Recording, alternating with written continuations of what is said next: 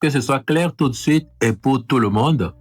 Nous, à la majorité présidentielle, nous ne sommes pas et nous n'avons aucune raison d'être contents de ce qu'il se passe au sein du parti LD, parce que nous savions que c'était l'occasion, encore une fois, de battre proprement et à la régulière ce parti et ses candidats lors des élections de 2026, comme ils ont été battus en 2023. Nous avons vu les réformes qui sont intervenues à l'Assemblée nationale sous l'égide de la majorité présidentielle ont pris le soin de sécuriser les élus LD.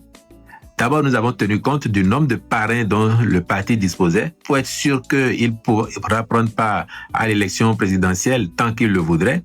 Nous avons pris le soin dans la loi de sécuriser ces élus en faisant en sorte qu'il ne puisse pas y avoir de débauchage et que si quelqu'un venait à parti ne puisse pas parrainer un candidat autre que celui que son parti aura identifié ou celui avec lequel son parti aura conclu un accord. Nous avons fait tout ça au profit de ce parti.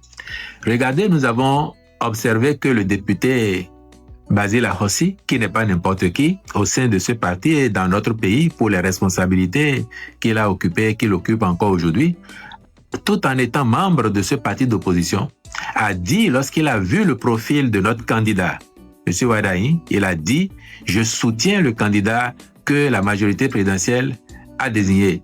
Néanmoins, je reste membre de mon parti politique. » Regardez, en toute logique, celui qui a dit ça, s'il avait refusé de remettre son parrainage à son parti, on dirait qu'il est cohérent envers lui-même.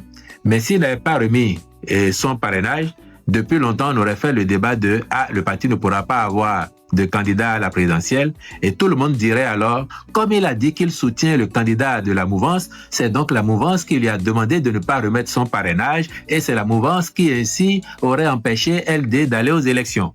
Heureusement, M. Ahossi a déposé son parrainage au parti. Depuis lors, avec cette actualité-là, regardez, que ce soit M. Sodinou qui parle, que ce soit M. Hundete qui écrit et qu'on l'écoute, que ce soit M. Saka Fikara, tous autant de personnalités qui n'ont jamais applaudi les actions du président Talon,